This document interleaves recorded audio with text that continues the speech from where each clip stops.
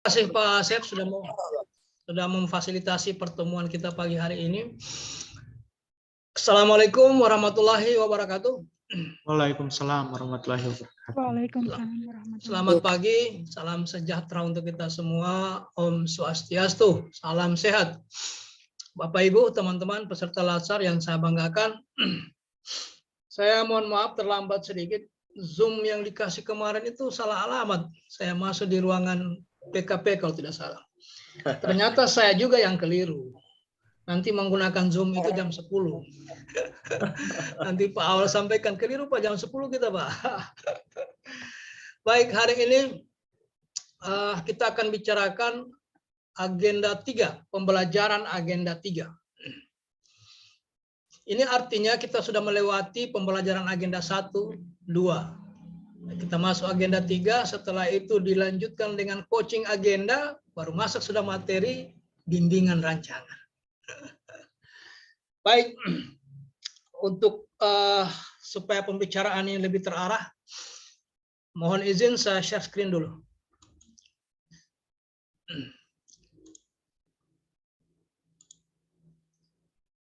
Ya, agenda 2 Pak ya, bukan lagi agenda. Oh sorry ya, saya cari agenda 3 Pak. Sorry, saya ambilkan materi dulu Pak ya.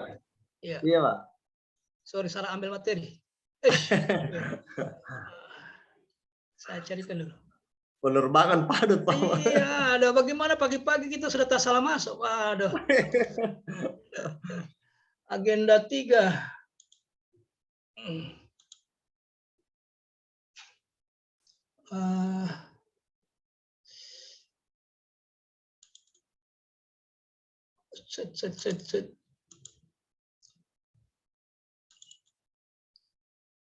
Ini saya lihat dulu di mana semua pernah mengajar agenda 3. Oh, potensi 103.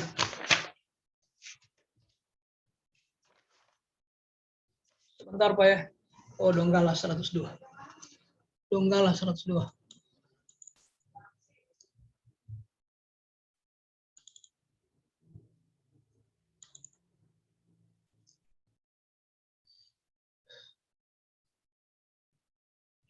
Agenda 3.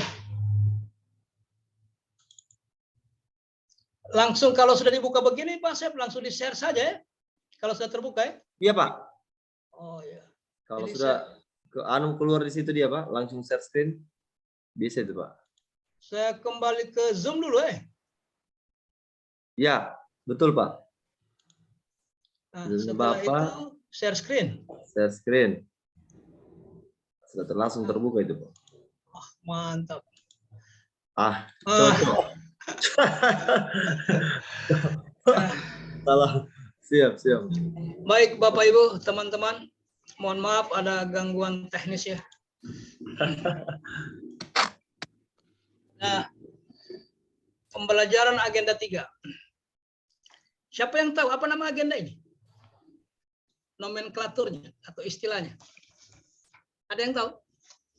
Apa nama agenda 3? Kan Bapak Ibu ini sudah 16 hari mengakses MOOC ya. 16 hari. Begitu menurut SOP-nya. Di MOOC itu kita belajar mengakses semua modul, materi, dan lain sebagainya. Bahan ajar sudah disiapkan oleh pengelola, oleh pihak LAN RI. Nah, harapannya selama 16 hari ini proses belajar pada tahapan memahami dan mengetahui sudah lewat. Ada Pak Guru di sini? Ada guru SPD ada? Ada guru atau tidak ada? Ya? Tidak ada Pak. Oh ya. Kalau guru tahu betul itu ada teori belajar, teorinya yang belum teorinya taksonomi belum. Taksonomi belum ini membagi tingkatan kesulitan belajar itu menjadi, kalau tidak salah ingat, 5 tingkatan. Yang paling rendah itu memahami, kemudian mengingat, kemudian menganalisis, kemudian menerapkan, dan yang terakhir yang paling sulit memecahkan masalah. Nah, teman-teman kemarin itu di emosi itu dalam rangka itu memahami dan mengingat. Makanya materi kita pada tahap selanjutnya di virtual ini tidak ada lagi itu materi, yaitu ialah sebagai berikut, sudah tidak ada. Itu sudah lewat. Kita asumsikan sudah selesai di MOOC selama 16 hari. Makanya kita naik kelas analisis dan penerapan. Gitu ya. Nah, di virtual ini sudah masuk tingkat analisis dan penerapan. Olehnya itu, sebelum saya lanjut materi, sekedar mereview. Bapak dan Ibu sudah mengakses emosi, saya kepingin tahu, siapa yang tahu nama agenda 3 ini? Apa namanya? Atau agenda 1 dulu. Apa nama agenda 1? Ada yang ingat agenda 1? Apa namanya? Nomenklaturnya. Bersuara teman-teman. Menyampaikan wawasan kebangsaan. Ya. Yang lain? Yang lain? Wawasan kebangsaan, benar. Yang lain? Kalau masih ada yang mau melengkapi? Izin menyampaikan wawasan kebangsaan dan isu kontemporer. Iya. Jadi ketika kita merespon pertanyaan, maka kita harus pahami dulu pertanyaannya ya. Gitu. Jawabannya Bapak dan Ibu itu tidak keliru. Kalau pertanyaannya saya ganti. Pertanyaannya, mata pelatihan apa saja yang ada di agenda 1, maka itu jawabannya. Jadi itu mapelnya, itu modulnya. Itu terdiri dari 3 modul atau 3 mata pelatihan. Yang pertama, Wasbang dan nilai bela negara, baru isu kontemporer, baru kesiapsiagaan. Ketika dia diramu dalam satu agenda, maka namanya berubah. Saya khawatir nanti penguji bertanya mulai dari situ. Coba Pak Gunawan, apa nama agenda 2? Wah, sudah mulai terputar-putar. Artinya apa? Ini mengirim pesan kepada penguji, sedangkan bagian luarnya, sedangkan covernya, sedangkan casingnya, kita lupa bagaimana isi dalamnya ya. Nah, olehnya itu hal kecil, tapi bisa saja penguji mulai dari sana bertanya. Apa nama agenda 1? Nah, untuk diingat ya, untuk memudahkan mengingat agenda 1 itu sebagai bukti bahwa kita sudah mengakses MOOC, ya. Agenda 1 itu akronimnya, singkatannya SPBN. Sikap perilaku bela negara. Bela negara, Pak. Ingat ya. Agenda 2 ada kontroversi. Kalau Anda membuka MOOC secara serius, melihat materi-materi yang ada di situ, kemudian membaca beberapa bahan ajar, ada yang menyebut nilai dasar PNS, ada yang menyebut nilai dasar ASN.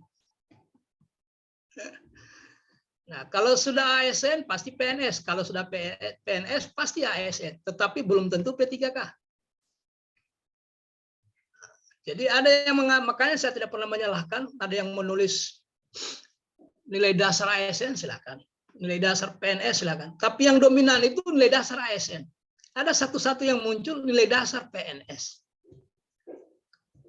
Ya. Nah, agenda 3 apa namanya? Nah ini. Nah, siapa yang tahu? Supaya menyegarkan ingatan ini. Agenda 3. Ya. Supaya tidak mengulur-ngulur waktu, agenda 3 itu kedudukan dan peran PNS dalam mewujudkan smart governance. Nah, ini nama agendanya, Bapak. Agenda kedudukan dan peran ASN untuk mendukung terwujudnya smart governance. Ingat-ingat ini.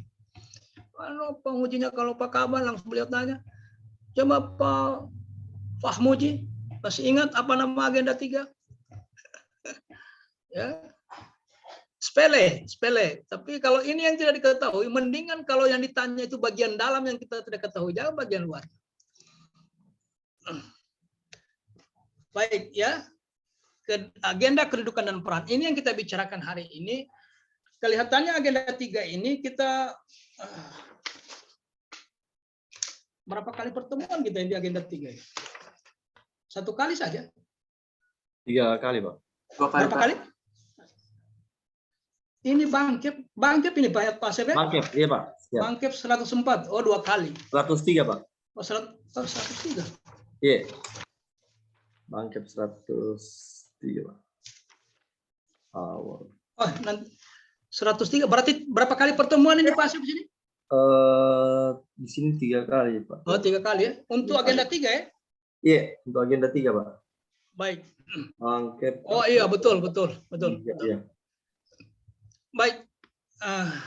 Untuk apa kita bicarakan agenda 3 ini? Dengan harapan hasil akhir yang ingin kita capai adalah peserta mampu menjelaskan dan berpikir kritis. Berpikir kritis serta kreatif. Ya, 2 kali Pak Sebe. Pak, 2 kali, Pak. Nanti pertemuan terakhirnya itu agenda 3 ya. Agenda 3. Agenda 3 ini kan 3 mata diklatnya. WOG sudah tidak ada, pelayanan publik sudah diintegrasikan. Oh iya, nanti Smart ASN. Smart ASN kita bicarakan. Hari ini kita belajar dulu tentang secara keseluruhan ya. Karena ini terdiri dari 2 mata pelatihan, ada manajemen ASN, ada Smart ASN. Kalau digabung manajemen ASN dan Smart ASN melahirkan agenda 3. Agenda 3 itu tujuan pembelajarannya adalah 1, menjelaskan dan peserta diharapkan mampu menjelaskan dan berpikir kritis serta kreatif terhadap konsep dan praktek pengelolaan ASN. Nah, pengelolaan itu artinya manajemen. Pengelolaan, pengaturan, penataan itu sama dengan manajemen ASN. Ya. Nah, berpikir kritis. Yang dimaksud dengan berpikir kritis itu apa ya? Berpikir kritis. Kira-kira apa maksudnya itu? Supaya kita tidak mengantuk, salah satu cara efektif menghalau ngantuk adalah ketika orang bicara. Apa itu kritis itu ya? Kritis menurut pendapat Bapak dan Ibu. Kritis itu adalah? Pak.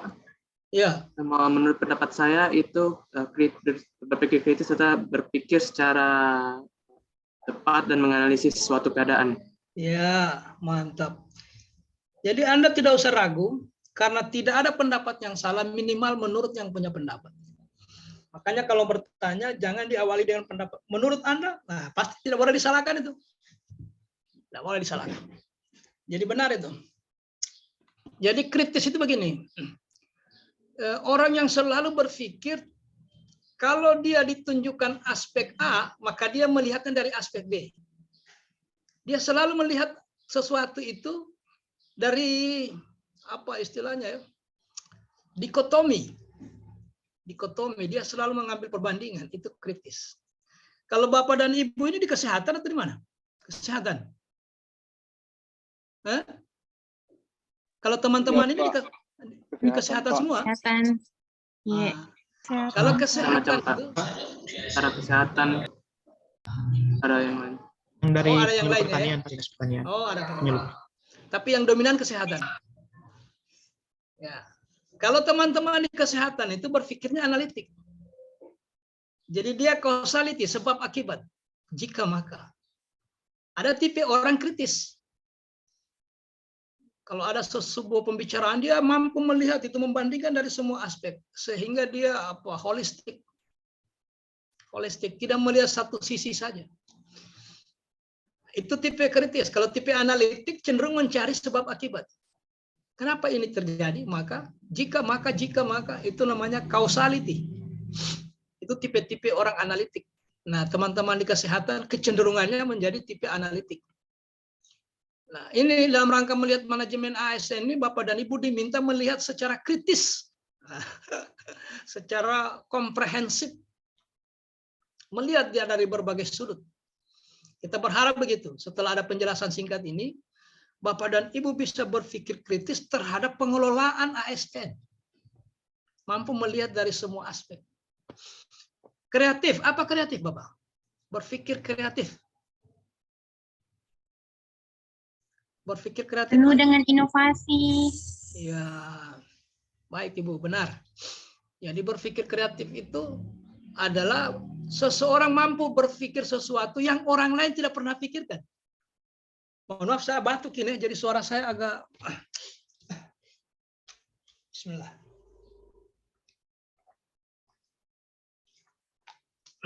Jadi kalau berpikir kreatif itu artinya dia mampu menghadirkan sesuatu yang orang lain tidak pernah terlintas di pikirannya. Oh, kreatif sekali ini Pak Guru.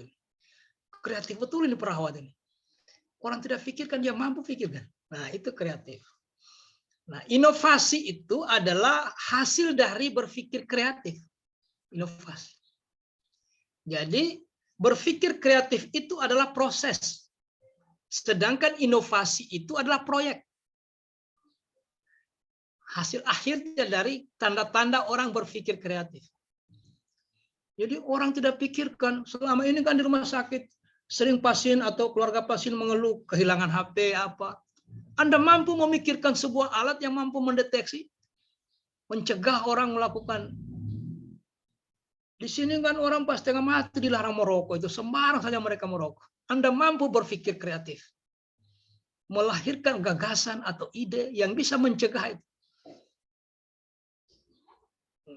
Di sini limbah medis itu, sampah medis itu tidak ada teratur pembuangannya. Anda hadir di sana mampu melahirkan pikiran-pikiran kreatif menyelesaikan.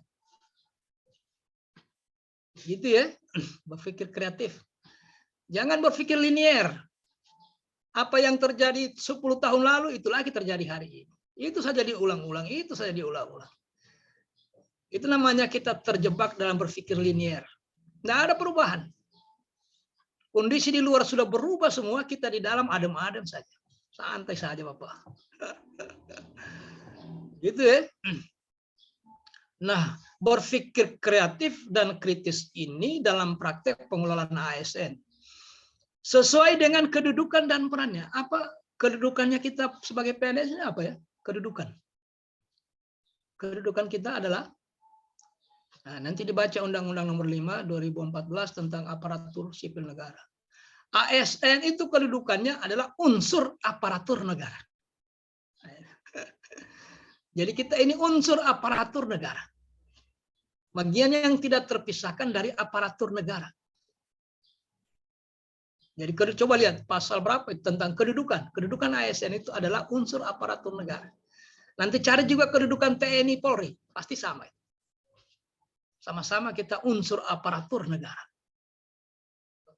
Aparatur itu apa? Aparat yang berada dalam struktur negara. Jadi kita ini berada dalam struktur negara. Itu kedudukan. Nah, karena ada kedudukan, maka dipastikan ada peran. Mana yang duluan, Pak? Karena sering saya mendengar peran dan kedudukan. Yang betul itu mana? Peran dan kedudukan atau kedudukan dan peran? Ayo. Menyampaikan saya kedudukan dan peran, Pak. Kedudukan dan peran, Pak. Ya, kedudukan melahirkan peran. Kalau fungsi dan tugas mana duluan? Tugas atau fungsi dulu? Pak, tugas dulu, itu fungsi.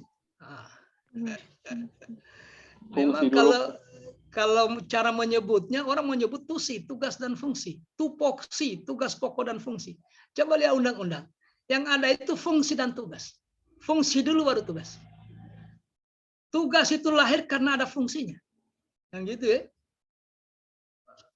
Peran itu lahir karena ada kedudukannya. Komio kedudukannya di sini sebagai apa? Pasti ada perannya. Saya kepala sekolah, Pak. Kedudukannya kepala sekolah, berarti ada perannya. Komio sebagai apa? Perawat. Kedudukan itu. Perannya apa? Nah, gitu ya. Saya komio di sini sebagai apa? Saya ahli gizi, Pak. Saya apoteker. Saya dokter umum. Itu kedudukan.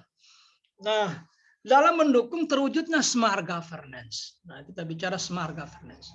Pernah mendengar istilah government? Government. Pernah dengar istilah itu? Pernah, Pak. Government. Ya. Apa bedanya government dengan governance? Government itu pemerintahan, sedangkan governance itu seperti sifat pemerintahan begitu. Sifat atau jenis Ya. pemerintahan. Ya, benar. Nah, government itu lembaganya atau jabatannya. Sedangkan governance itu adalah tata kelola, melaksanakan kewenangan itu. Tata cara melaksanakan kewenangan itu. Nah, ini yang kita ingin perbaiki. Kita lahirkan itu tata kelola pemerintahan ini menjadi smart governance. Smart governance. Apa itu smart governance? Mari kita lihat. Smart governance itu hanya terwujud apabila diperkuat atau ditopang dua pilar. Pilar pertama, manajemen ASN. Yang kedua, smart ASN. Nah, hari ini kita coba bicarakan manajemen ASN. Pertemuan berikutnya baru masuk pada smart ASN. Karena inilah dua pilar yang menyangga akan terwujudnya smart governance.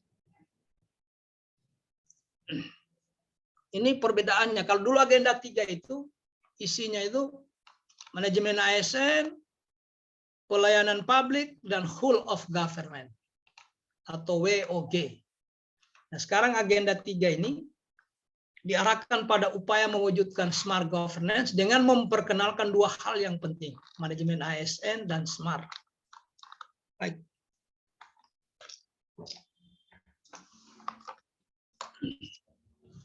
Inilah smart governance. Ini ciri-cirinya, ini tanda-tanda. Tinggal Anda cek tempat kerjanya Bapak dan Ibu. Menggunakan teknologi informasi dan komunikasi dalam pemerintahan. Itulah cirinya. Nah, kita sedang mengarah ke sana. Kalau Anda baca modul Smart ASN itu, modul yang paling tebal. Kalau tidak salah 264 halaman. Itulah modul yang paling tebal di antara sekian modul yang ada di MOC.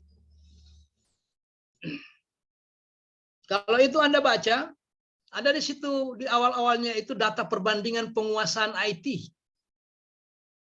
dalam pelayanan publik di beberapa negara. Indonesia itu jauh tertinggal. Di Asia saja kita tertinggal. Jauh tertinggal. Dalam rangka mewujudkan poin 1, penggunaan teknologi informasi dan komunikasi dalam pemerintahan. Dalam menyelenggarakan pemerintahan, harusnya sudah berbasis itu. Masa iya tukang ojek saja sudah online, kita di rumah sakit biasa-biasa saja. Kan tidak bagus itu. Ojek saja sudah online. Kita biasa-biasa saja. Bagaimana ini? Pasien datang dari tempat jauh, begitu masuk di rumah sakit, nanti depan UGD baru ketahuan full. Tidak ada tempat Pak, full Pak. Nah, orang dari pulau ini, gimana caranya? Coba dipikirkan itu. Masa iya pasien di pintu UGD sudah memasuki UGD baru ketahuan bahwa rumah sakit full. Baru yang pasien datang ini mau melahirkan sudah pecah ketuban. Kenapa sih tidak bisa Kak? Kalau orang mencari tahu sebelum dia berangkat dia sudah tahu kelas 3 masih ada berapa yang kosong, bangsal berapa, kelas 1 berapa, kelas 2 berapa. Itu namanya penggunaan teknologi informasi dan komunikasi dalam pemerintahan. Seperti itu maksud. Coba dibenahi itu. Dipikirkan itu. Anda generasi milenial diplot untuk itu. Mampu berpikir kritis. Kalau begini terus ini sulit kita, Pak. Kalau begini. Itu namanya orang berpikir kritis. Berpikir kritis lah Bapak. Semua aspek harus dilihat. Ya. Jangan lagi datang berpikir linear, melanjutkan yang kemarin-kemarin. 3 tahun lalu juga begini, Pak. Aman. 2 tahun lalu juga begini, aman. Nah, perubahan itu memang ada resikonya. Kalau kita, coba nanti dibaca ya di Smart ASN itu urutan keberapa negara Indonesia dikaitkan dengan pemanfaatan IT dalam pengelolaan pemerintahan. Dari 100 sekian negara itu kita masih jauh sekali tertinggal. Nanti baca di modul Smart ASN. Olehnya negara ini hanya bisa menjadi tempat pelemparan produk orang lain. Tidak pernah menjadi produsen. Kenapa? Karena kita kalah bersaing dalam pemanfaatan teknologi informasi dan komunikasi dalam pemerintahan.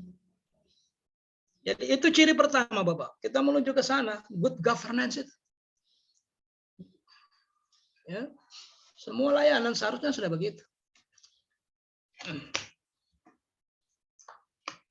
Yang kedua, mewujudkan transparansi. Apa transparansi itu? Apa transparansi dan keterbukaan data? Transparansi itu apa? Bisa menyampaikan dapat dilihat oleh semua orang. Dapat dilihat semua orang ya? You can see.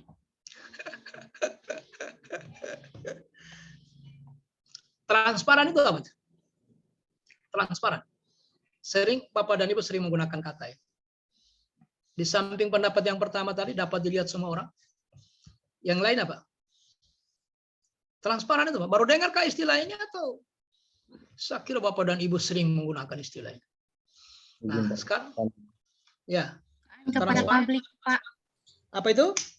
Keterbukaan terhadap publik. Keterbukaan terhadap publik. Karena memang ada undang-undangnya, undang-undang informasi, undang-undang keterbukaan informasi publik.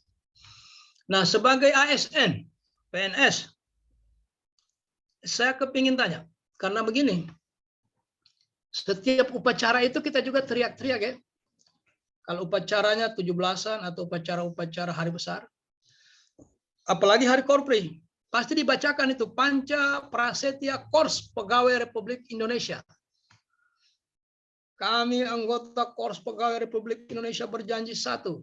Nah, pada poin berikutnya ada statement, ada pernyataan kita mengatakan sanggup memegang teguh rahasia negara dan rahasia jabatan. Maka pertanyaannya kalau begitu di PNS ini ada yang perlu dirahasiakan dan ada yang harus dibuka. Karena juga ada undang-undang keterbukaan informasi publik. Maka populerlah istilah transparan itu. Oh, kita minta Pak Kades harus transparan, Pak. Bagaimana dana bantuan ini? Saya minta kepala kapus kita transparan, Bang. Kita ngomong transparan. Transparan itu sebenarnya begini. Betul itu pendapat yang pertama itu. Transparan itu saya ini menyampaikan materi depan jendela. Di seberang jalan itu ada kios. Tetapi saya tidak bisa pastikan apa kios itu jual rokok atau tidak. Jadi transparan itu tembus pandang. Dari sini tembus pandang kios itu. Tetapi apa isinya sesungguhnya tidak harus. Kira-kira begitu transparan. Nah, makanya ada yang harus ditutupi, ada yang harus dibuka. Nah, jangan Anda karena alasan smart governance, semua yang seharusnya ditutup sesuai dengan janji Bapak dan Ibu membaca Panca Prasetya tadi, janjinya kita semua, sanggup memegang teguh rahasia negara dan rahasia jabatan. Ya, yang mana itu rahasia jabatan? Coba bawa ke medis. Yang mana rahasia jabatan? Siapa yang tahu? Ingin menyampaikan, Pak. Ya. Seperti riwayat penyakit pasien itu juga Ya. itu rahasia. Mantap, mantap. Rekam medis itu tidak boleh diumbar kemana-mana. Ya, kecuali untuk kepentingan pemeriksaan. Nah, kalau undang-undang pemeriksaan kalau sudah sedang dinyatakan diperiksa, maka tidak berlaku lagi yang tertutup itu, nggak ada lagi. Kalau sedang dalam proses pemeriksaan oleh pihak yang berwenang, entah itu kejaksaan, entah itu KPK, entah itu juga auditor internal kita. Auditor internal apa? Inspektorat. Boleh. Harus dibuka itu. Nggak ada lagi alasan itu. Nah, ada yang menurut perintahnya, ada yang menurut sifatnya. Itu rahasia, itu ada dua. Ada menurut perintah, ada menurut sifatnya. Nah, di dunia medis satu diantaranya merahasiakan rekam medis pasien atau riwayat penyakit pasien. Masih banyak rahasia-rahasia lain. Olehnya bekerjalah Bapak dan Ibu sesuai dengan SOP. Oke, yang ketiga, merumuskan kebijakan sesuai dengan kebutuhan warga. Ciri-ciri good governance itu yang pertama, dalam pelayanan masyarakat dia berbasis IT, informasi dan komunikasi. Yang kedua, dia transparan. Transparan untuk hal-hal yang memang harus ditransparankan. Kalau mau lihat sesuatu yang transparan itu, coba Anda ke desa, di sana ada pembangunan jalan, kemudian wajib yang mengerjakan itu memasang papan pengumuman. Nah, itulah item-item yang tidak boleh disembunyikan. Siapa yang mengerjakan, berapa anggarannya, mulai kapan dikerjakan, sampai di mana batas pekerjaannya, baik batas jarak maupun batas waktu, supaya publik ikut mengawasi. Coba lihat papan pengumuman proyek itu. Pernah lihat? Pernah lihat papan pengumuman proyek? Pernah, Pak. Nah, itu. Sudah itu. Tidak boleh disembunyikan siapa yang mengerjakan, kapan dia mulai kerja, apa nama perusahaannya, berapa uangnya, sampai di mana pekerjaannya, kapan harus selesai. Harus dibuka ke publik. Ya, kira-kira begitu ya. Kalau dibawa ke dunia medis, ya tergantung SOP kita masing-masing. Yang ketiga, ciri-ciri kalau sudah good governance itu, semua program dan kegiatan yang dibangun itu dalam rangka menjawab kebutuhan orang yang dilayani. Jadi tidak mubazir. Gitu ya. Inilah kita sedang mengarah ke sana, ingin menciptakan good governance. Pemerintah yang ditandai dengan 3 hal. Dalam aktivitas pelayanannya berbasis IT. Jadi mulai kita sekarang ini kan KTP sudah sangat mudah, bayar pajak sudah sangat mudah, ganti STNK sudah sangat mudah. Ada lagi berbelit-belit isi ini isi. Nah, nanti dia akan bergeser ke pendidikan juga begitu, ke tenaga kerja, apalagi kesehatan. Kesehatan ini yang lebih penting. Ya. Jadi semua kebijakan yang dirumuskan oleh lembaga dalam rangka melaksanakan tata pemerintahan, seharusnya dasar kebijakannya itu adalah kebutuhan publik, kebutuhan orang yang dilayani. Publiknya Bapak dan Ibu siapa? Kalau teman-teman di medis, siapa publiknya?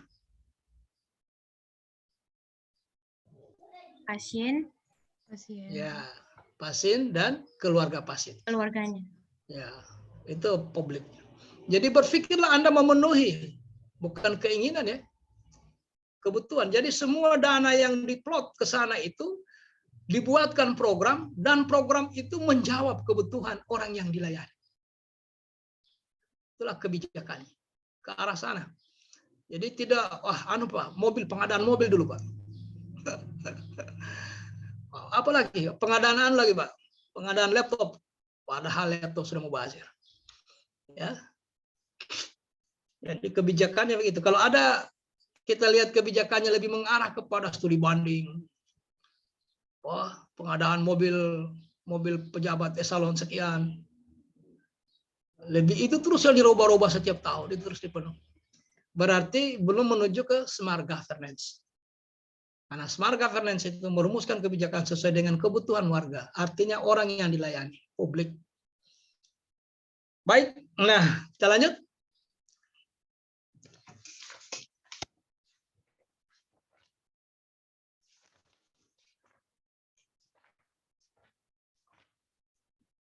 Baik. Manajemen ASN. Kita masuk kepada manajemen ASN. Manajemen itu artinya apa? Secara sederhana, manajemen adalah mengelola, Pengolahan atau pengaturan. ya, mengolah, mengatur, menata, itulah manajemen. Ya. Nah, untuk apa manajemen? Untuk apa ASN ini ditata, dikelola? Agar lahirlah ASN. Yang pertama itu tujuan manajemen ASN ini diterapkan akan melahirkan aparatur sipil negara yang profesional. Kadang saya agak lama-lama di sini karena ini kan tujuan-tujuan semua ini. Bukan lagi iyalah ya itu sebagai berikut, sudah lewat di MOC, sudah itu. Tidak ada lagi penjelasan seperti itu. ASN yang profesional. Lantas menurut yang Anda baca di MOC, profesional itu apa? Apa sih profesional itu? Dan kita juga sering menggunakan kata ini atau kalimat ini. Profesional, profesional. Lantas profesional itu ukurannya apa? Gitu ya.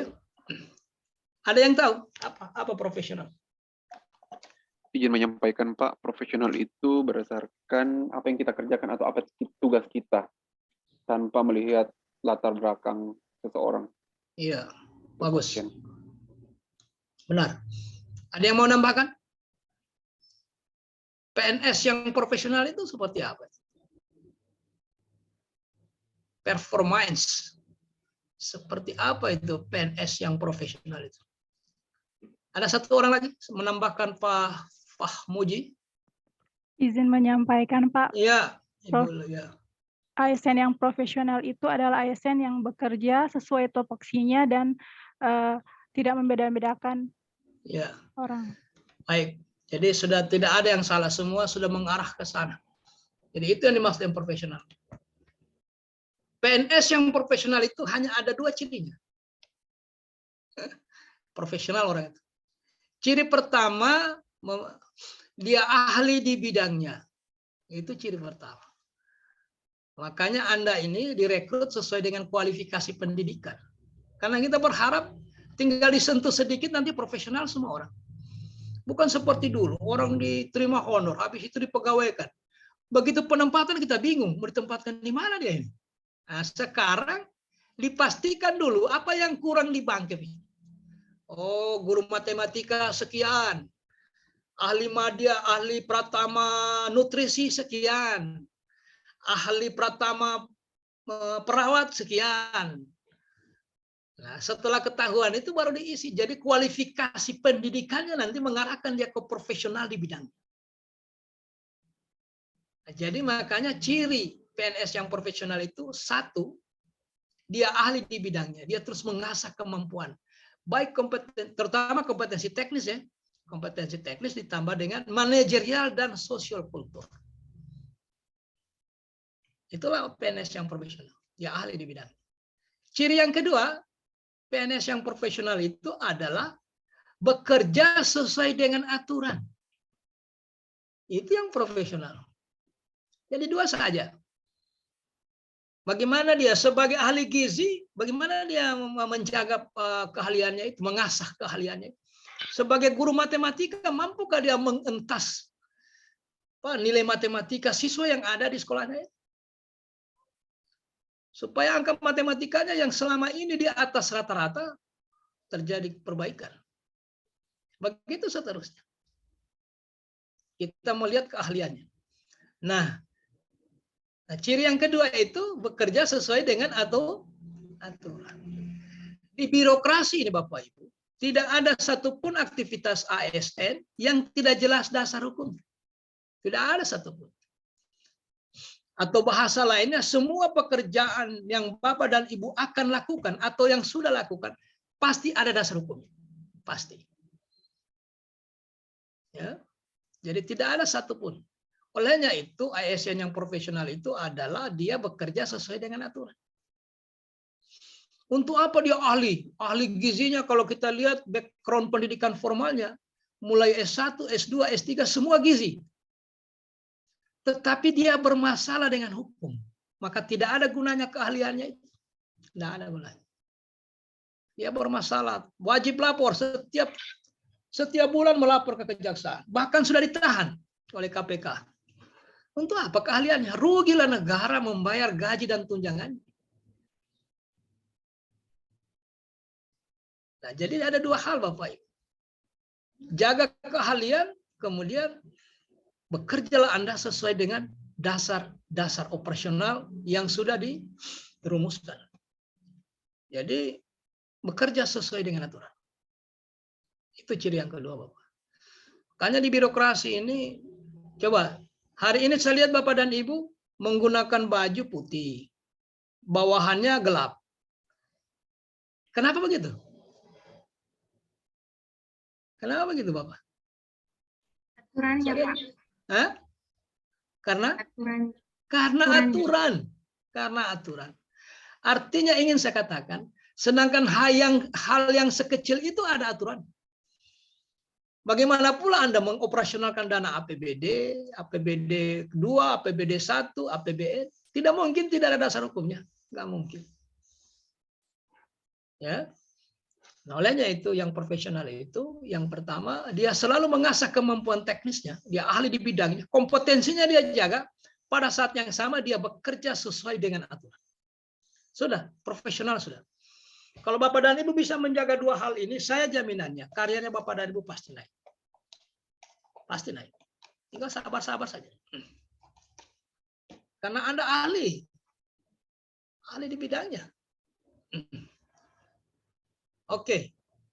Kemudian yang berikutnya, pengelolaan ASN ini di samping menciptakan PNS yang ahli, yang profesional, juga PNS yang memiliki nilai dasar. Nah, itulah sebabnya tujuan Latsar ini, kalau Anda baca lagi di emosi, tujuan Latsar keseluruhan ya, apa? Untuk menciptakan PNS yang profesional dan berkarakter. Dan berkarakter. Jadi tidak cukup hanya profesional, tetapi dia harus berkarakter. Makanya yang diaktualisasikan itu nilai-nilai dasar. Nilai-nilai dasar yang diperkenalkan kemudian diminta diaktualisasikan di tempat tugas. Itulah core value. Ya. Memiliki nilai dasar. Nilai dasar PNS itu ada, Pak. Kalau Anda mau lihat, bukan di undang-undang.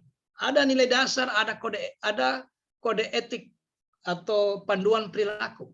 Kode etik. Ya, kode etik itulah kita sebut etika profesi. Nanti kita lihat. Etika profesi. Kalau semua ini terwujud, maka kita berharap lebih lanjut bahwa di samping PNS itu profesional, memiliki nilai dasar dan etika profesi, dalam memberikan pelayanan publik, dia bebas dari intervensi politik dan praktek KKN. Bebas dari intervensi politik. Ya. Kita melayani orang bukan karena dia anggota partai tertentu. Nah, ada hubungannya dengan. Kenapa kita melaksanakan program di kecamatan A, B, bukan karena dapilnya siapa-siapa, bukan. Nah, ada hubungannya dengan itu. Nah, beda kalau dulu di zaman saya, Bapak. Kalau di zaman saya dulu, Orde Baru, nah, jangan kami coba-coba kalau ada kegiatan partai tertentu waktu itu. Mungkin Anda tahu. Partai tertentu. Kalau ada kampanyenya, jangan coba-coba tidak hadir. Anda akan dipertanyakan itu kenapa dia ini. Tapi kalau sekarang, kalau ada kampanye, jangan coba-coba hadir. Kalau dulu jangan coba-coba tidak hadir. Karena kita di absen di lapangan untuk partai tertentu. Itu tahun 80-an. Seperti itu, 80-an awal.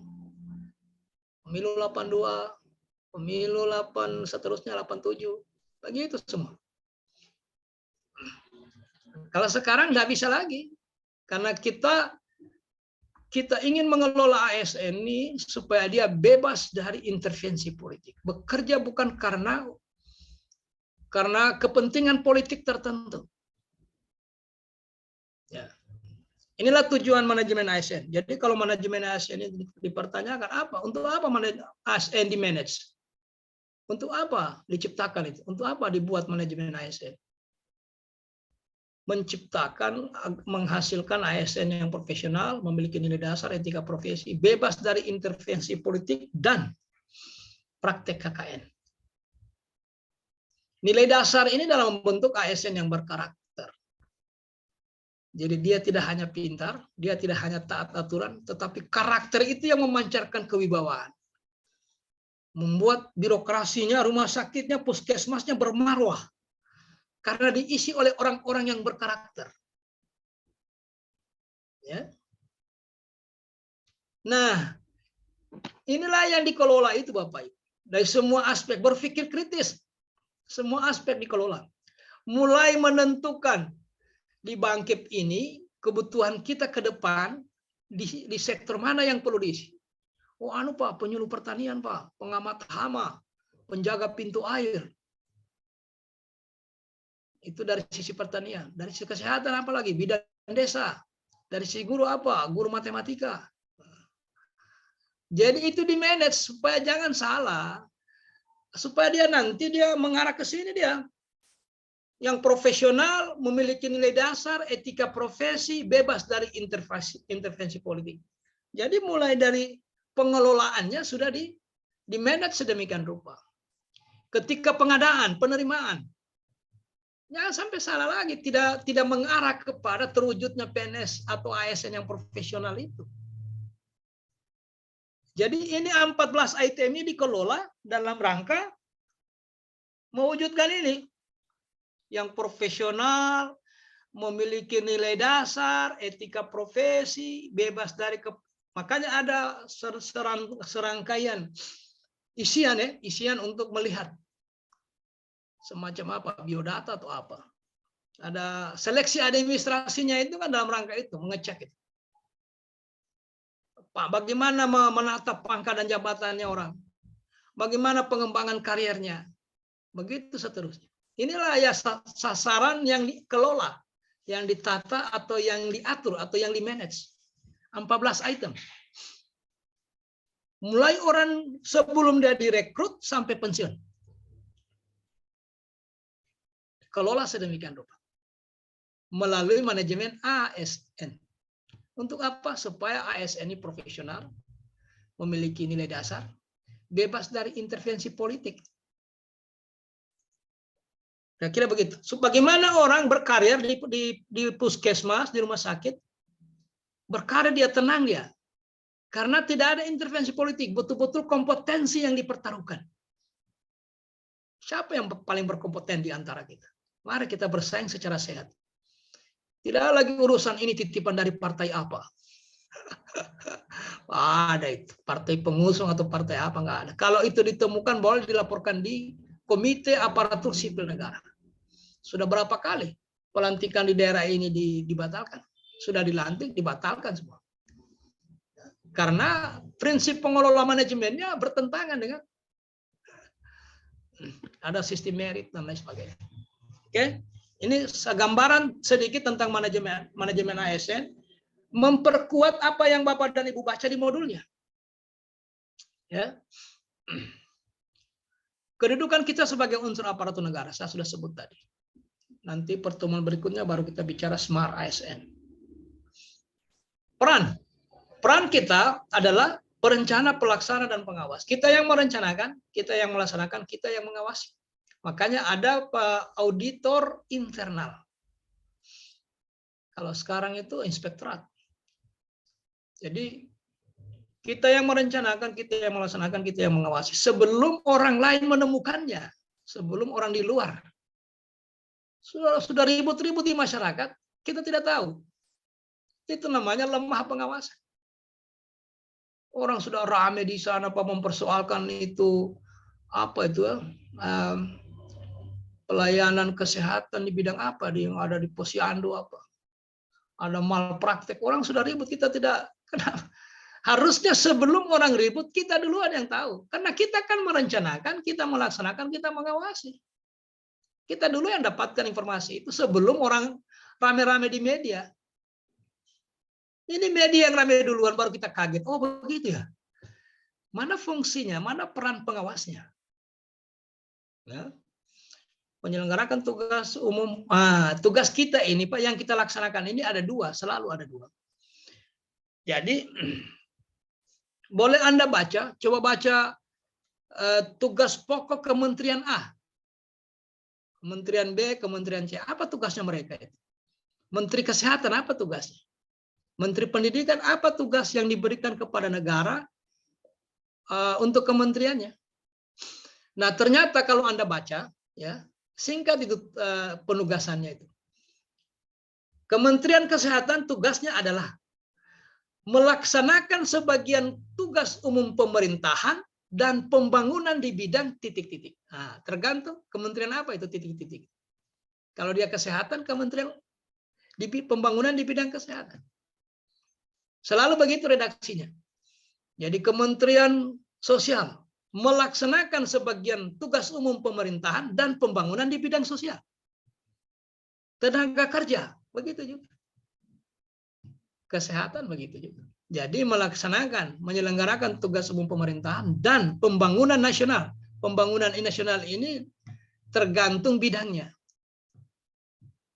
Ya. Melalui pelaksanaan kebijakan dan pelayanan publik yang profesional, bebas dari intervensi politik dan KKN. Masih dikaitkan dengan tujuan manajemen ASN tadi. Maka lahirlah fungsi. Fungsi itu berarti kita difungsikan. Anda pejabat fungsional perawat, berarti Anda difungsikan oleh negara sebagai perawat. Saya ini pejabat fungsional widesuara, difungsikan oleh negara sebagai widesuara. Ya, fungsi pelaksana kebijakan publik, pelayanan publik, dan pemersatu bangsa. Saya kira ini tidak boleh tidak. Biar Bapak dan Ibu dokter wajib ini. Fungsi ini harus tahu. Jangan karena ada anggapan kita ini kan dokter, Pak. Untuk apa lagi kita tahu tentang urusan negara begitu, urusan pelayan. Kita kan penting bekerja. Saya kira tidak begitu. Kenapa? Karena kedudukan kita ini unsur aparatur negara. Ya. Makanya kalau boleh saya menyarankan paling sedikit Bapak dan Ibu punya undang-undang ASN lah. Karena itulah yang mengatur hak dan kewajiban ASN mulai direkrut sampai pensiun.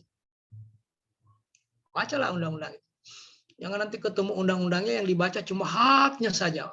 Kewajibannya tidak pernah dilirik. Baca-baca itu ya. Karena itu fungsi kita pelaksana kebijakan publik. Nah, pertanyaan saya, ada yang tahu apa bentuk konkret dari kebijakan publik itu? Karena kita yang melaksanakan itu, tentu kita harus tahu apa itu kebijakan publik. Konkretnya seperti apa itu? Ada yang bisa bantu?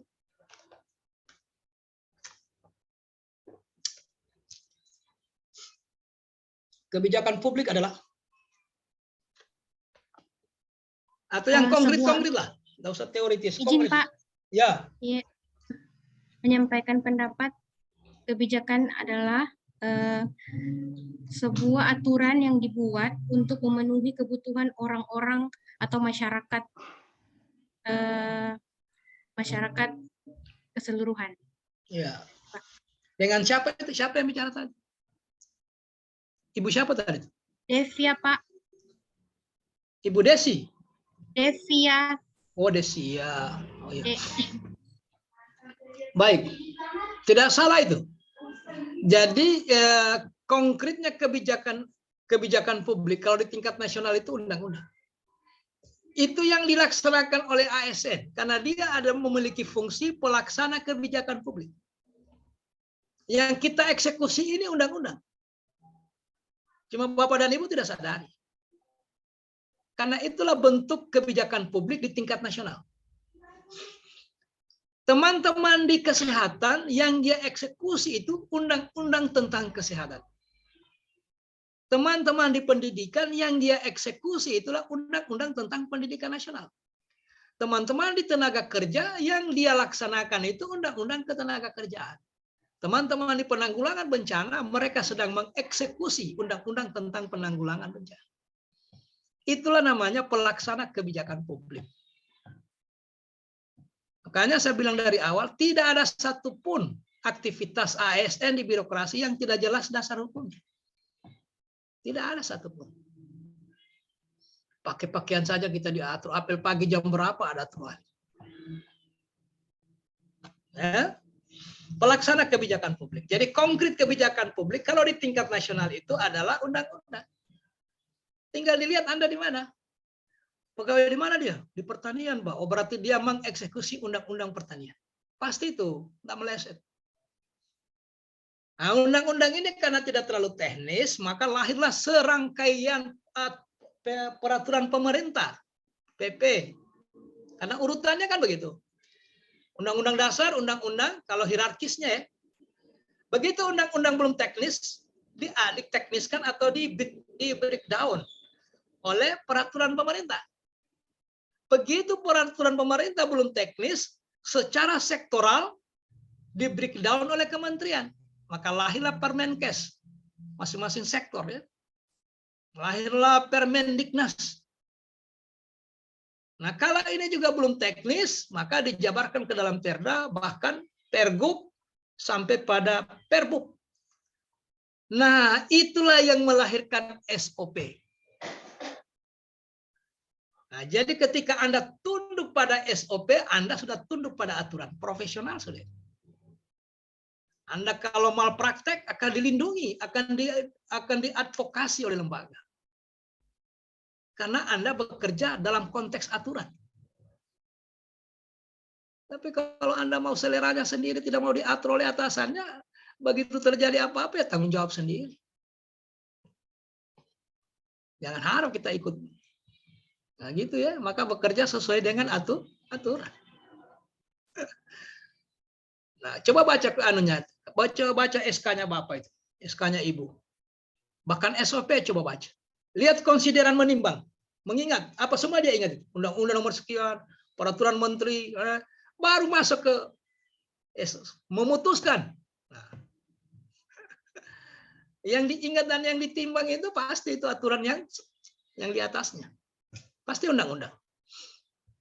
Begitu juga nanti Bapak dan Ibu menguraikan tugas dalam rancangan. Uraian tugasnya itu menurut Permenkes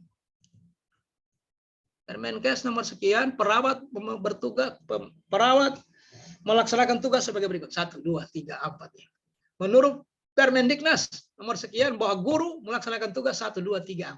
Yang mananya yang bermasalah? Itu dicarikan isunya. Untuk dituangkan ke dalam rancangan. Sebagai pelayan publik, ini sampai jam 9 kita tuh. Sampai jam 9 nggak? Sampai jam 9 itu jam berapa? Iya, 9, Ya, Pak. Pak. Sampai jam 9. Sampai jam 9 pas ya? Tidak ada lewat-lewatnya. 9 pas ya? Jam 9 pas? Iya. Jam 9 pas. Iya, Ya, Oke. Pak. 00, Pak. Ya, sedikit lagi. Nah, yang kedua adalah pelayan publik. Nah, pertanyaannya, apa sih pelayan publik itu? Kita hanya bisa menulis, menyebut, bahkan mempidatokan. Oh, ini pelayanan publik. Begitu ditanya apa? Pelayanan publik itu apa sih? Kira-kira apa pelayanan publik? Ya, konkret, yang konkret ya.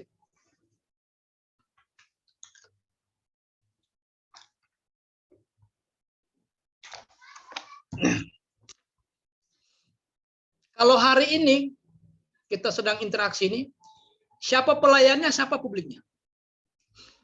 Pelayanannya Bapak selaku Pelayannya Widya Bapak Iswara, Ya, dan jadi, publiknya kita peserta. ya, Iya. jadi yang sekarang ini pelayannya saya dengan Pak Asep. Memberi yang terbaik. Kalau ada yang mengeluh, Pak tidak bisa akses ini Pak, Pak Asep akan bergerak itu. Pak, materinya suaranya tidak jelas ini Pak. Saya akan berpikir, apa yang saya harus lakukan? Nah, pada saat saya dengan Pak Asep yang ke puskesmas, siapa publiknya, siapa pelayannya? Untuk Publiknya Bapak, ya, pelayannya kami. Ya, kalau kita rame-rame urus pangkat di BKD, kita pikir rame-rame mau naik pangkat ini. Nah, siapa lagi publiknya, siapa lagi pelayannya? publiknya orang BKD, kita sebagai Ya. publiknya, kita pelayannya orang BKD.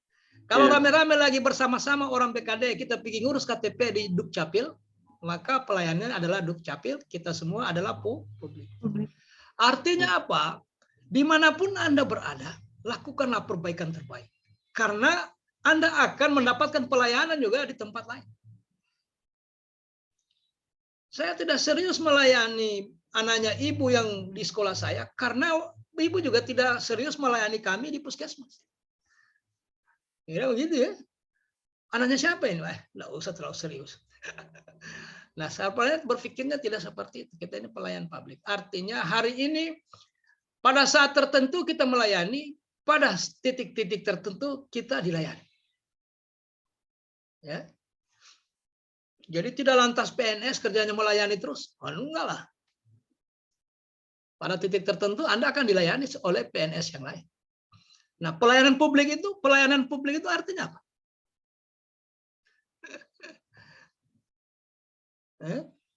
Ya, kira-kira kalau disederhanakan membantu menguruskan, membantu apa kebutuhan orang yang dilayani. Itu saja, tidak usah definisi menurut undang-undang. Kita coba bayangkan kita datang orang ke kantor kita, pasti dia minta untuk mengurus sesuatu. Pak, ini kita ini mau berobat ini, bagaimana ini? Oh, ibu ke loket sana, nanti dari sana ke sini, kan membantu dia untuk mengurus kebutuhan orang yang dilayani. Itulah pelayanan publik. Menyelenggarakan itu. Tergantung di sektor mana kita. Di sektor pendidikan beda modelnya.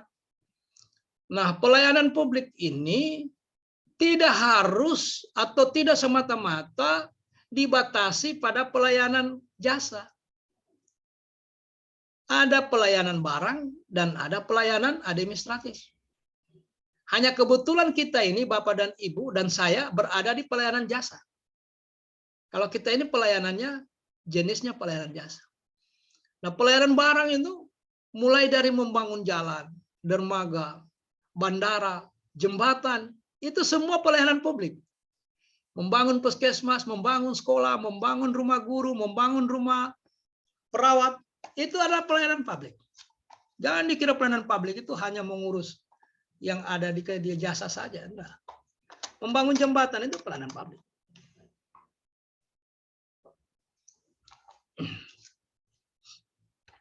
Kemudian pelayanan administratif, itulah akte kelahiran, KTP, izin usaha, dan seterusnya. Itu pelayanan administratif. Nah, melaksanakan fungsi sebagai pelaksana kebijakan publik, sebagai pelayan publik, dan sebagai pemersatu bangsa. Nah, pemersatu bangsa ini saya tidak ulas lagi, karena saya yakin di agenda 1 ini sudah dibicarakan. Pelayanan publik. Tugas, nah makanya tugas tinggal ditambah dengan kata kerja. Kalau di sini pelaksana fungsi, maka tugasnya melaksanakan. Karena tugas itu kan sudah bekerja. Kalau tugas itu di mana-mana dia harus kata kerja. Melaksanakan kebijakan publik. Kalau tadi pelaksana fungsi, maka tugasnya melaksanakan kebijakan publik. Semua yang ada di Permenkes itu dieksekusi. Karena itu penjabaran dari Undang-Undang Kesehatan.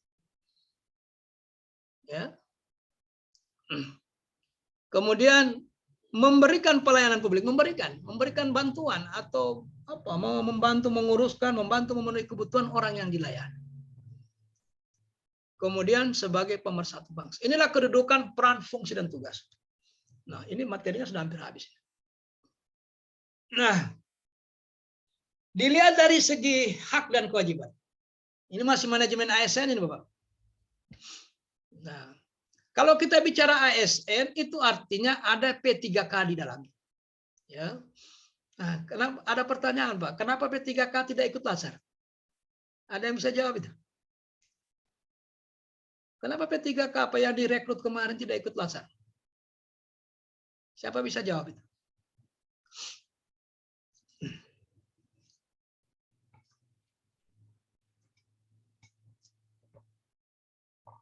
Mohon maaf, saya ini mau demam, mau batuk. Kenapa Latsar tidak kenapa P3K tidak ikut Latsar? Sementara dia juga ASN. Izin menyampaikan, Pak. Ya. Karena mereka sesuai dengan kontrak yang ada dan juga mereka tidak ada jaminan pensiun sampai hari tua, mungkin. Iya, mantap. Karena sistem pengangkatannya beda. Dia melalui kontrak. Jadi membangun disiplinnya itu lebih ketat mereka karena di pasal itu dibunyikan itu kontrak itu. Apabila sekian hari berturut-turut begini-begini. Kalau kita ini Ada, kalau kita mau terapkan betul PP 53 tentang disiplin ASN itu, 46 hari, baik akumulasi maupun berturut-turut selama 1 tahun, tidak melaksanakan tugas, sebenarnya kalau aturan itu ditegakkan, sudah dapat diberhentikan secara dengan hormat tanpa permintaan sendiri. 46 hari standarnya, Pak. Baik akumulasi maupun berturut-turut selama 1 tahun. Tinggal dihitung absennya. Siapa yang tidak masuk selama 46 hari. Kalau mau ditegakkan aturan, sudah boleh diberhentikan dengan hormat tanpa permintaan sendiri. Ya. Nah, kalau P3K lebih ketat, tiap tahun diperbaiki kontrak, tiap tahun diperbaiki. Nah, jadi kalau kita bicara hak dan kewajiban, tunggu dulu, saya mau tanya dulu, apa artinya hak itu? Hak adalah, apa bedanya hak dengan kewajiban? Bukan artinya, apa bedanya hak dengan kewajiban? Kalau hak sesuatu yang memang harus kita dapatkan, Ya, sedangkan kewajiban itu yang harus kita kerjakan. ya, pas. Jadi hak itu boleh digunakan, boleh tidak? Hak boleh digunakan, boleh tidak? Anda dikasih gaji, saya tidak usah terima gaji, Pak. Kasihkan orang lain saja, boleh. Habibie itu menurut waktu menjadi Menristek itu tidak pernah menerima gaji. Tidak pernah dia terima gaji. Karena itu hak. Boleh digunakan, boleh diambil, boleh tidak. Kasih Pak, ini rumah dinas, sudahlah Pak, kasih yang lain saja. Kebetulan saya ada rumah tidak jauh dari puskesmas. Boleh. Anda mau cuti, tapi Pak tidak mau cuti tahun ini, sudahlah. Tidak harus wajib cuti, nah, karena hak. Tetapi boleh Anda tagih, boleh Anda minta, karena itu hak. Tetapi ketika dikasih, misalnya Anda diberi hak, tapi Anda tidak manfaatkan, boleh. Tapi kalau kewajiban, tidak bisa ditolak, tidak ada. Harus dilaksanakan, harus. Tidak ada pilihan. Ya. Nah, hak kita itu sama dengan P3K, kecuali yang cetak merah. Jaminan pensiun dan jaminan hari tua. Hanya itu saja beda. Kalau kewajiban sama. Sama kewajiban kita. Setia pada Pancasila, Undang-Undang Dasar, NKRI, pemerintah yang sah. Nah, saya mau tanya Bapak dan Ibu. Bolehkah kita menolak memberikan pelayanan kepada masyarakat? Boleh kira-kira? Kita menolak memberikan pelayanan. Ya. Bisakah ASN menolak untuk tidak memberikan pelayanan kepada orang atau publik yang membutuhkan pelayanan? Tidak bisa, Pak. Tidak bisa. Yang Karena lainnya? menurut itu sudah menjadi fungsi dan tugas kita sebagai ASN. Yang lain? Kalau menurut saya Pak, itu tergantung pelayanan yang diberikan itu tergantung kalau menaati undang-undang atau tidak. Ya, Aturan yang ada. itu jawabannya. Itu jawabannya, Pak. Jadi boleh kita menolak pelayanan apabila bertentangan dengan aturan. Boleh. Kan sebelum dia dilayani, dia harus tunjukkan kartu BPJS-nya. Aturan mengatakan kalau berlaku begini SOP-nya, kalau tidak berlaku lagi, apa yang harus dilakukan? Boleh menolak. Makanya nanti baca itu ya, ada berapa kali muncul itu. Di nilai dasar juga muncul, di kode etik juga muncul. Nah, makanya kewajiban kita ini setia kepada Pancasila. Pertama itu. Setia kepada Pancasila. Pak, saya ini mau setia pada Pancasila, tolong tunjukkan saya di mana terjemahan Pancasila itu. Supaya konkret. Supaya saya bertindak ini berucap sesuai dengan Pancasila. Nah, kalau ada pertanyaan begitu, di mana kita melihat tafsirnya atau terjemahannya Pancasila? Di mana terjemahan?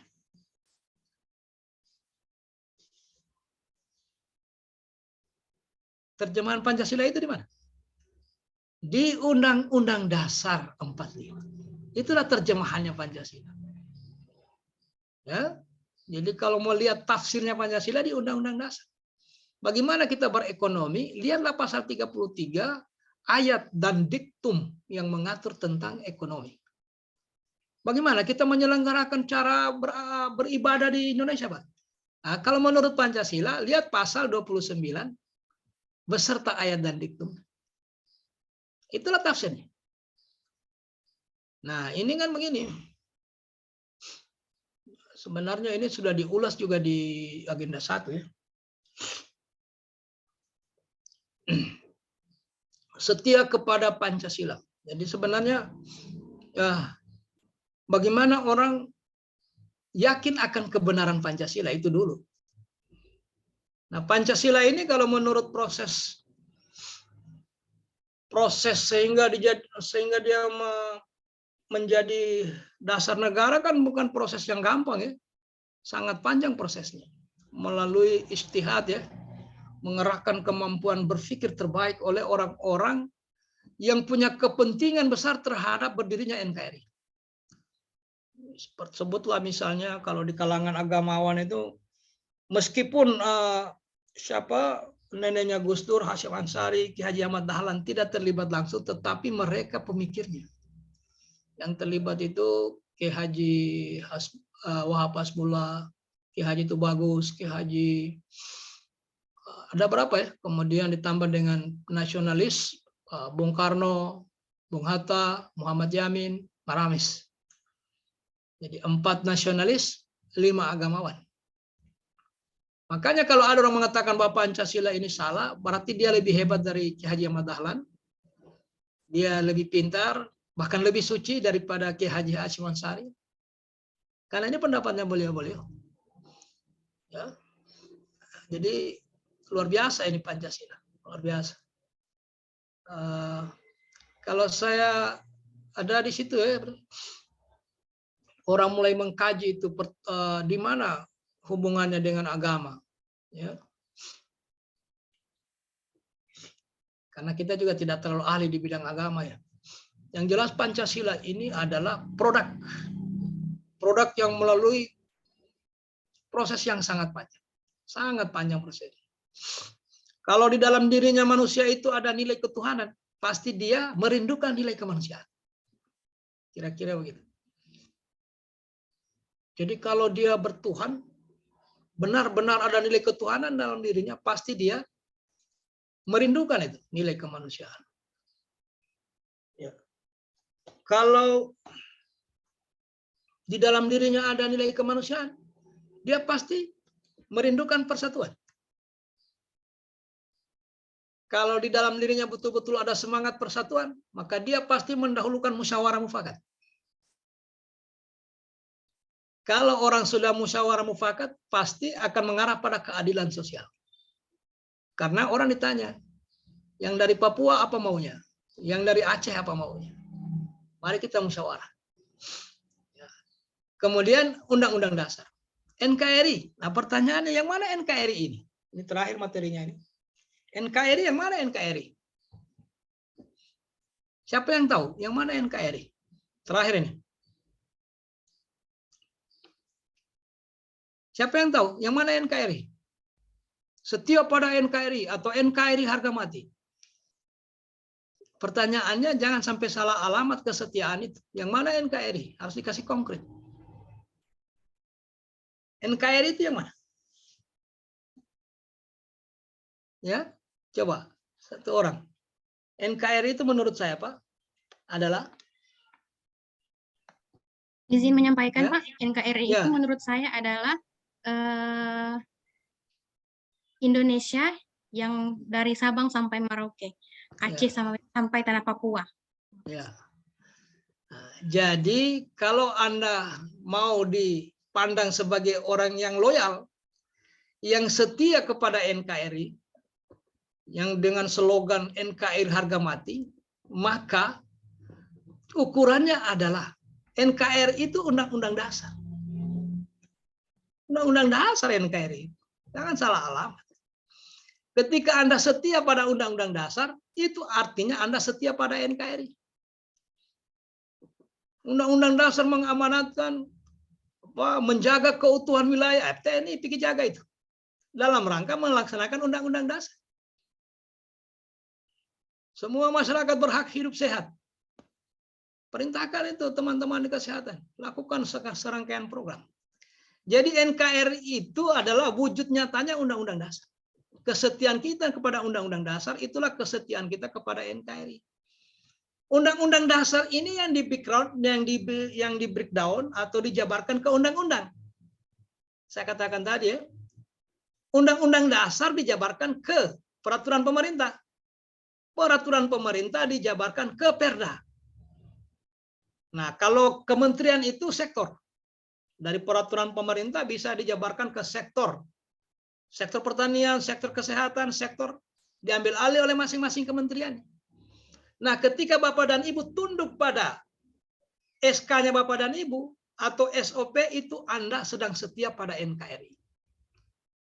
Karena itu breakdown-nya dari sana. Tidak boleh ada undang-undang bertentangan dengan undang-undang dasar. Kalau itu terjadi, kita uji di MK. Tidak boleh ada peraturan pemerintah atau apapun yang dikeluarkan oleh pejabat yang berwenang yang bertentangan dengan undang-undang. Kalau itu terjadi, kita uji di Mahkamah Agung. Tidak bisa. Secara berurut. Makanya ketika kita taat pada aturan, itu artinya kita setia pada NKRI. Maka hukum itulah yang menjadi panglima. Yang mengomandoi semua orang dalam rangka mengurus NKRI. Tidak boleh keluar dari koridor hukum. Karena kita negara hukum. Jadi NKRI itu TNI menjaga wilayah, kenapa? Karena perintah undang-undang dasar. Jadi setia kepada NKRI. Jadi setia melaksanakan perintah undang-undang dasar. Begitu ya. NKRI itu sama setia pada Pancasila. Pancasila tafsirnya undang-undang dasar. Undang-undang dasar itu adalah NKRI.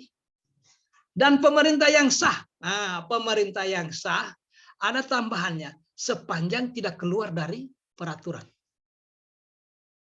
Pemerintah yang sah sepanjang tidak keluar dari aturan perundangan. Kapan dia keluar, maka harus diuji juga secara hukum. Benarkah dia melanggar aturan pemerintah yang ada? Tidak juga di demo. Demo itu juga sah-sah saja, karena itu bagian dari instrumen demokrasi. Tetapi mengatakan orang bersalah atau tidak adalah pengadilan. Tidak boleh dihakimi di jalan. Karena kita negara hukum. Hukum menjadi panglima.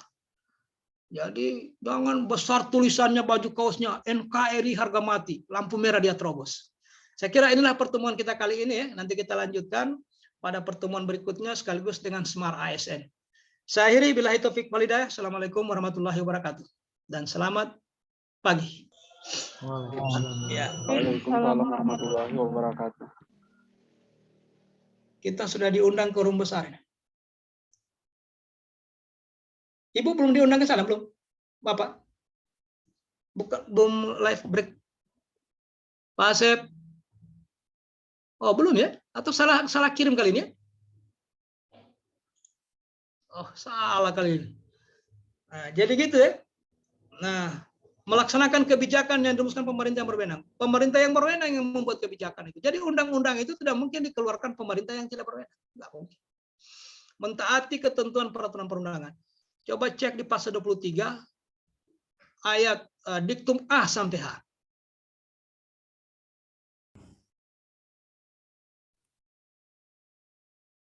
Kurang sehat saya, Bude.